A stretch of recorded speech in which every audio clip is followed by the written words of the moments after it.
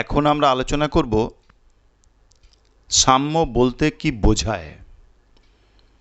সাম্যের সংজ্ঞাকে কেন্দ্র করে রাষ্ট্রবিজ্ঞানীদের মধ্যে মতপার্থক্য থাকলেও প্রকৃত অর্থে সাম্য বলতে বোঝায় সকলের ব্যক্তিত্বের পরিপূর্ণ বিকাশের জন্য উপযুক্ত সুযোগ সুবিধা সংরক্ষণ। তো এই দিক থেকে সাম্য প্রতিটি ব্যক্তির আত্ম উপলব্ধিতে সহায়তা করে।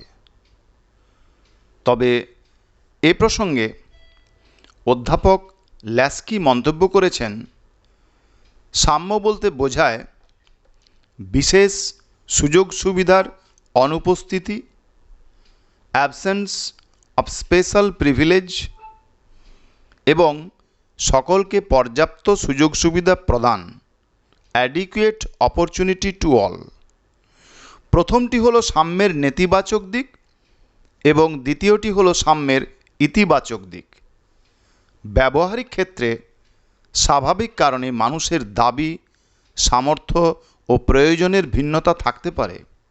তাই ল্যাস্কি মন্তব্য করেছেন যে মানুষের অভাব, যোগ্যতা ও প্রয়োজনের মধ্যে যতদিন পার্থক্য থাকবে ততদিন ব্যবহারের ক্ষেত্রে সমতা প্রতিষ্ঠিত হবে না।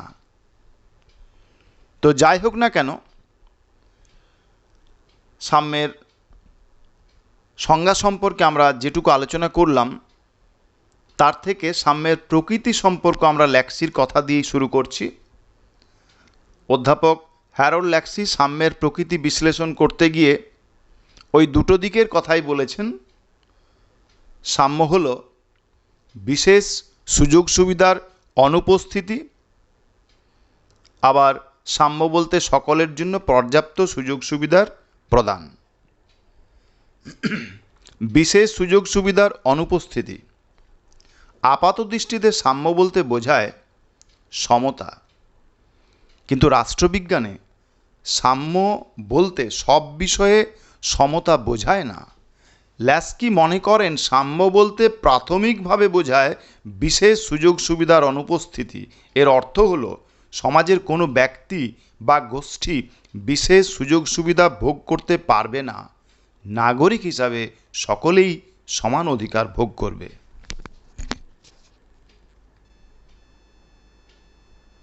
দ্বিতীয়ত, সাম্য বলতে সকলের জন্য পর্যাপ্ত সুযোগ সুবিধা প্রদানকে বোঝায়। মার্ক্সবাদীদের মতে ধন বৈষম্যমূলক সমাজে প্রকৃত সাম্য থাকতে পারে না। তারা মনে করেন সাম্য এবং ব্যক্তিগত সম্পত্তির অধিকার দুটি পরস্পর বিরোধী ধারণা। কেবলমাত্র ব্যক্তিগত সম্পত্তির অধিকারের বিনাশ ঘটিয়ে সমাজে প্রকৃত সাম্য প্রতিষ্ঠা করা সম্ভব। অর্থাৎ সামাজিক মালিকানা প্রতিষ্ঠা করা প্রয়োজন, তবেই সাম্য প্রতিষ্ঠা করা সম্ভব। কিন্তু তা সর্বাংশে সত্য নয়, কারণ দেখা যায় যে সমাজতান্ত্রিক দেশগুলিতেও কিন্তু অসাম্য আজকের দিনে কিন্তু ব্যাপক আকার ধারণ করেছে। তো সাম্যের প্রকৃত অর্থ হলো প্রতিটি ব্যক্তি তার যোগ্যতা প্রকাশের ক্ষেত্রে অন্য সকলের মতো সমান সুযোগ সুবিধা পাওয়ার অধিকারী। অর্থাৎ সুযোগ সুবিধা পাওয়ার ক্ষেত্রে প্রত্যেকেই কিন্তু সমান, কিন্তু সেই সুযোগ ব্যবহারের ক্ষেত্রে যদি কেউ পিছিয়ে পড়ে সেক্ষেত্রে রাষ্ট্রের কিছু করার থাকে না। ইতিবাচক দিক থেকে সাম্য বলতে বোঝায় প্রত্যেকের জন্য পর্যাপ্ত সুযোগ সুবিধা ব্যবস্থা। এখানে মনে রাখা প্রয়োজন যে পর্যাপ্ত সুযোগ সুবিধা এবং সমান সুযোগ সুবিধা এক নয়। যোগ্যতা, দক্ষতা ও ক্ষমতার দিক দিয়ে মানুষের সঙ্গে মানুষের পার্থক্য রয়েছে। তো এই যোগ্যতা ও দক্ষতা অনুযায়ী রাষ্ট্র এমন পরিবেশ এবং সুযোগ সুবিধা সৃষ্টি করবে যাতে প্রত্যেকে তার নিজ নিজ প্রতিভার যথাযথ বিকাশ ঘটাতে সক্ষম হয়। এখন আমরা আলোচনা করব সাম্যের বিভিন্ন রূপগুলো নিয়ে। তো প্রথমে আমরা বলবো সামাজিক সাম্য। সামাজিক সাম্য বলতে সমাজ জীবনে সকলের প্রতি সমান আচরণকেই শুধু বোঝায় না, এর দ্বারা সমাজে প্রত্যেকের জন্য সুযোগ সুবিধার সাম্য বোঝায়। সমাজে যখন জাতি, ধর্ম, বর্ণ, জন্মস্থান এবং নারী ও পুরুষ নির্বিশেষে প্রত্যেক মানুষের জন্য সমান মর্যাদা ও সুযোগ সুবিধা স্বীকৃত হয়, তখনই তাকে সামাজিক সাম্য বলা হয়। দ্বিতীয়ত, স্বাভাবিক সাম্য। স্বাভাবিক সাম্যের তথ্য অনুসারে প্রতিটি মানুষ জন্ম থেকেই স্বাধীন এবং সমান সুযোগ সুবিধার অধিকারী। তৃতীয়ত, রাজনৈতিক সাম্য। বর্তমান গণতন্ত্রের যুগে সরকার গঠন ও পরিচালনার ক্ষেত্রে জাতি, ধর্ম, বর্ণ, স্ত্রী, পুরুষ নির্বিশেষে সকলের সমান অংশগ্রহণের অধিকারকে রাজনৈতিক সাম্য বলা হয়। রাজনৈতিক অধিকারের মধ্যে উল্লেখযোগ্য হল ভোট দেওয়ার অধিকার এবং ভোটে দাঁড়ানোর অধিকার ইত্যাদি। চতুর্থত, আইনগত সাম্য। আইনগত সাম্যের মূল কথা হল সমাজের সকলকে আইনের চোখে সমান এবং আইন কর্তৃক সমাজের সকলকে সমভাবে সংরক্ষণকেই বোঝানো হয়। পঞ্চমত, আন্তর্জাতিক সাম্য। প্রত্যেকটি সার্বভৌম রাষ্ট্রকে সমমর্যাদা দেওয়াই হলো আন্তর্জাতিক সাম্যের মূল কথা। এর অর্থ হলো বড় ছোট প্রত্যেকটি স্বাধীন এবং সার্বভৌম রাষ্ট্র আন্তর্জাতিক ক্ষেত্রে সমান মর্যাদা এবং গুরুত্বের অধিকারী। সম্মিলিত জাতিপুঞ্জের সনদের 2(1) নম্বর ধারায় রাষ্ট্রীয় সমমর্যাদার নীতিকে বিশেষভাবে গুরুত্ব দেওয়া হয়েছে। ষষ্ঠত, অর্থনৈতিক সাম্য। অর্থনৈতিক সাম্য বলতে বোঝায় সব নাগরিকের আর্থিক সুযোগ সুবিধা ভোগের ক্ষমতা। অর্থাৎ আর্থিক সাম্যের দ্বারা সমৃদ্ধ না হলে অন্য সকল প্রকার সাম্য কিন্তু উপহাসে পরিণত হয়। কিন্তু ধনবৈষম্যমূলক সমাজে অর্থনৈতিক সাম্য প্রতিষ্ঠা করা সম্ভব নয়। কেবলমাত্র শ্রেণীহীন সমাজেই তা প্রতিষ্ঠা করা সম্ভব বলেই মার্ক্সবাদীরা মনে করেন।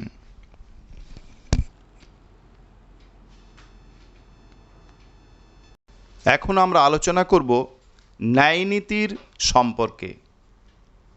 আদর্শ সমাজ প্রতিষ্ঠার ক্ষেত্রে সাম্য, মৈত্রী, স্বাধীনতা ও ন্যায়ের প্রতিষ্ঠা একান্ত প্রয়োজন। আপাতদৃষ্টিতে ন্যায়ের অর্থ হল সমাজে সকলের জন্য অভিন্ন নীতির প্রয়োগ। সমাজে সকলের মধ্যে অভিন্ন নীতির প্রয়োগ হলেই যে মানুষের মধ্যে পার্থক্যের অবসান হবে তা কিন্তু বলা যায় না। বিভিন্ন মানুষের মধ্যে যোগ্যতা ও দক্ষতার পার্থক্যের দরুন স্বাভাবিক পার্থক্য গড়ে উঠবে। তথাপি ল্যাস্কির বক্তব্য অনুযায়ী রাষ্ট্রের উচিত সমাজের বিশেষ সুযোগ সুবিধা অবলুপ্ত করে প্রত্যেকের জন্য সমান সুযোগ সুবিধা এবং অভিন্ন নীতির প্রয়োগ করা। যদি কোনো সমাজে এক বিশেষ শ্রেণীর লোক অধিকাংশ সুযোগ সুবিধা ভোগ করে তাহলে সমাজের অন্যান্য অংশ বঞ্চিত হয়। সুতরাং ন্যায় এবং সাম্য পরস্পরের পরিপূরক। তাই সাম্য ব্যতীত ন্যায় প্রতিষ্ঠা করা যায় না। There cannot be real justice without equality. মার্ক্সীয় দর্শন অনুযায়ী ন্যায়ের অর্থ হল সমাজে শ্রেণী স্বার্থের বিলোপ এবং জনগণের জন্য সমান বিকাশের সুযোগ। তো যাই হোক না কেন, অধ্যাপক বার্কার অবশ্য ন্যায় ধারণার একটা সুস্পষ্ট ব্যাখ্যা দিয়ে গেছেন।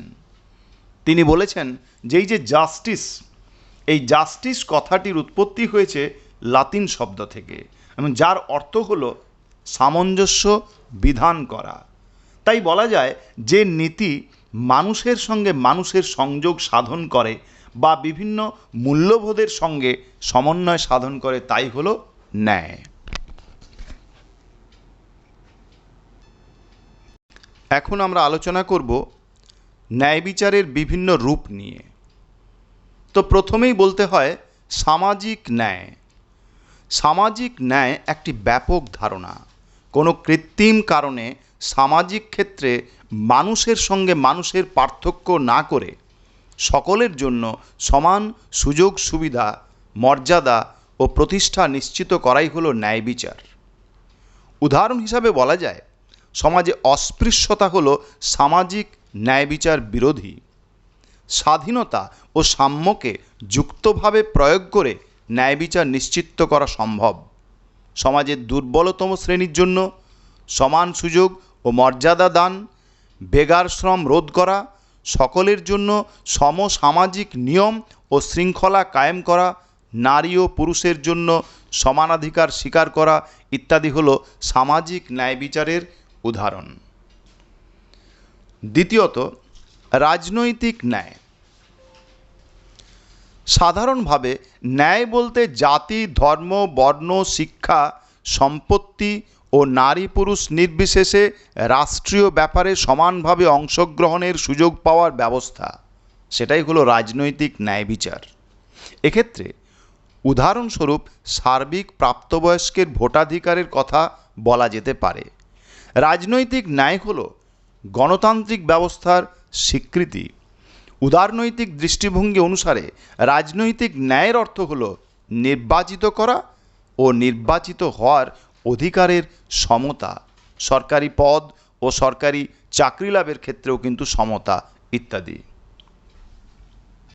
তৃতীয়ত, আইনগত ন্যায়। আইনগত ন্যায় বলতে দেশের প্রচলিত আইন অনুসারে ন্যায়ের প্রতিষ্ঠাকে বোঝায়। রাষ্ট্র আইন প্রণয়ন ও প্রয়োগের মাধ্যমে সমাজের ন্যায়ের প্রতিষ্ঠাকে সুনিশ্চিত করে।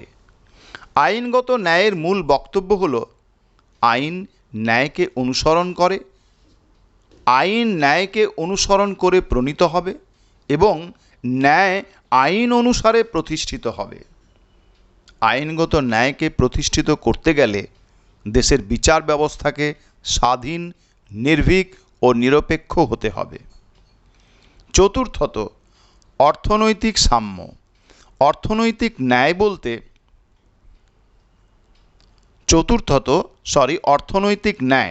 অর্থনৈতিক ন্যায় বলতে অর্থনৈতিক মূল্যবোধের ভিত্তিতে মানুষে মানুষে বৈষম্যের অবসানকে বোঝায়।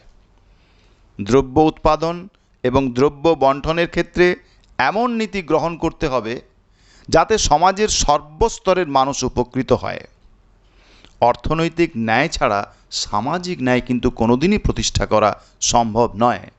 উদারনীতিবাদীরা অর্থনৈতিক ন্যায় বলতে রাষ্ট্রের জনকল্যাণমূলক কাজকর্ম, অবাধ বাণিজ্য, উন্মুক্ত বাজার নীতি প্রভৃতিকে বুঝিয়েছেন। অন্যদিকে মার্ক্সীয় দৃষ্টিভঙ্গি অনুসারে সমস্ত রকম ব্যক্তিগত সম্পত্তি ও মালিকানার অবসান ঘটিয়ে সামাজিক মালিকানা প্রতিষ্ঠার মাধ্যমে অর্থনৈতিক ন্যায় প্রতিষ্ঠা সম্ভব বলে মনে করেন। তাদের মতে শ্রেণীহীন এবং শোষণহীন সমাজ ছাড়া অর্থনৈতিক ন্যায় প্রতিষ্ঠা কখনোই সম্ভব নয়। তাই ন্যায়ের এই সমস্ত রূপগুলির মধ্যে বাস্তব জীবনে সবচেয়ে বেশি গুরুত্ব পেয়ে থাকে আইনগত ন্যায়, অথচ বাস্তব জীবনে সবচেয়ে বেশি গুরুত্ব পাওয়া উচিত কিন্তু অর্থনৈতিক ন্যায়ের। মার্ক্সবাদী তাত্ত্বিকরা অর্থনৈতিক ন্যায়ের সপক্ষে সর্বদাই সেই জন্য সওয়াল চালিয়ে এসেছেন।